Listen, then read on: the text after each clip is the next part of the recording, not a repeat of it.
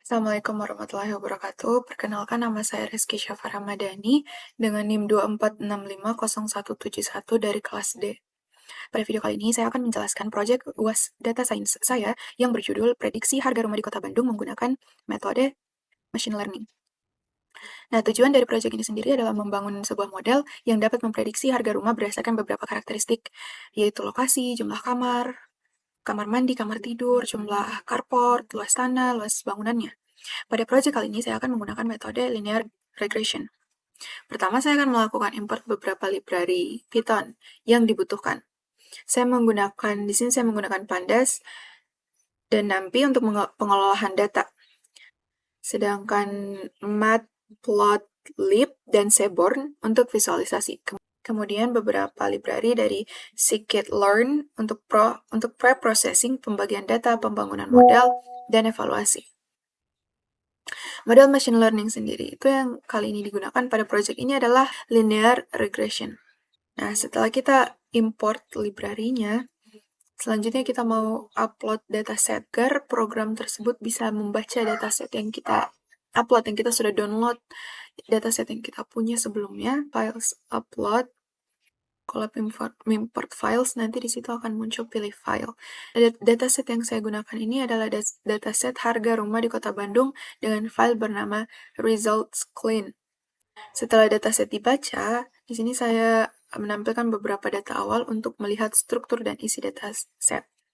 Ada location, ada berapa jumlah kamar kamar mandi, carport, dan lain-lain.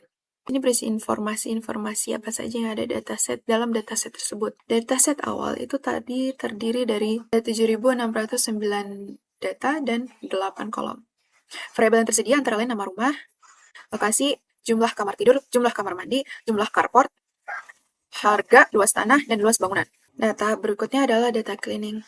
Pertama, saya mau mengecek dulu apakah ada missing value pada setiap kolom. Dari hasil pengecekan sendiri dapat dilihat ya, cek missing values 0000 artinya tidak ada. Kemudian saya lakukan juga pengecekan data duplikat. Ditemukan ada 617 data duplikat. Data duplikat tersebut kemudian saya hapus menggunakan fungsi drop duplicates, sehingga data yang digunakan untuk tahap selanjutnya menjadi 6.992 data. Nah, setelahnya saya kembali mengecek data-data yang tadi apakah sudah siap digunakan atau belum.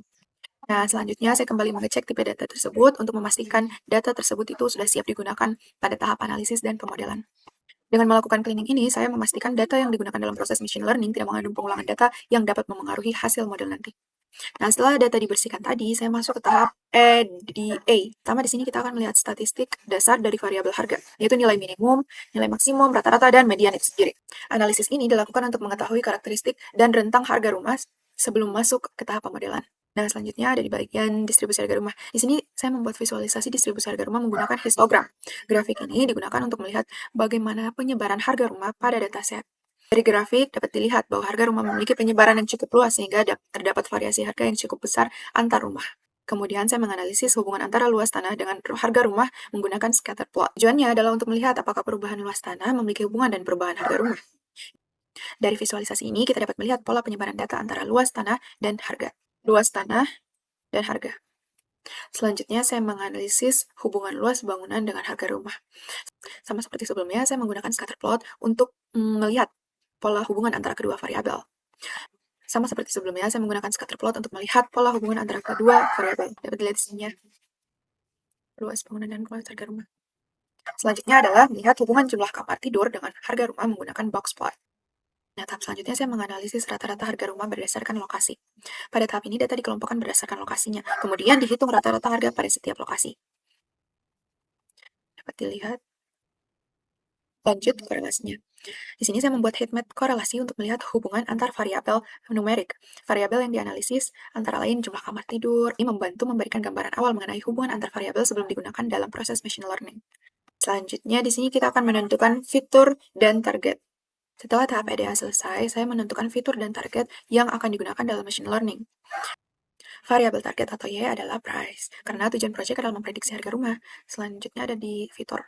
Di sini fiturnya yang digunakan adalah location, jumlah bedroom, jumlah kamar mandi, jumlah carport, luas tanah, dan luas bangunan. Selanjutnya ada di tahap Pre-processing. Pada tahap pre-processing, terdapat satu variabel kategorikal yaitu lokasi. Machine learning membutuhkan data dalam bentuk numerik, variabel lokasi diproses menggunakan one-hot encoding. Sedangkan variabel lain yang sudah dibentuk numerik dapat langsung digunakan. Nah, kita lanjut di train test split.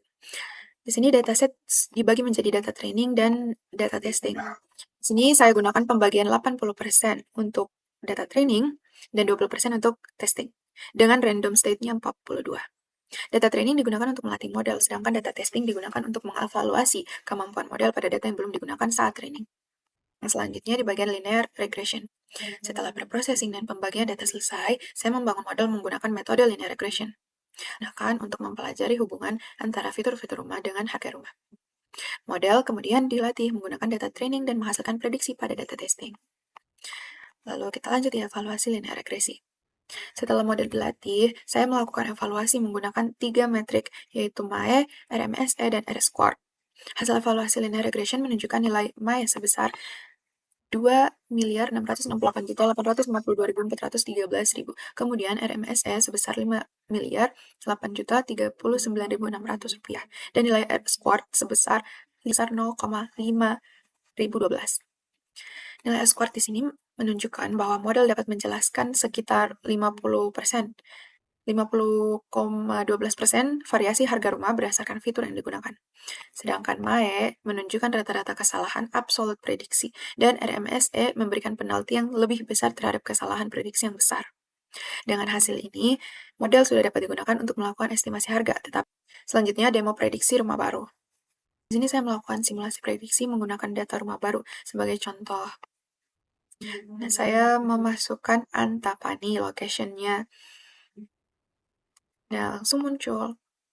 Ada ini, ada Antapani, ada luas ininya, ada luas bangunannya, ada jumlah carport, jumlah kamar mandi, kamar tidurnya.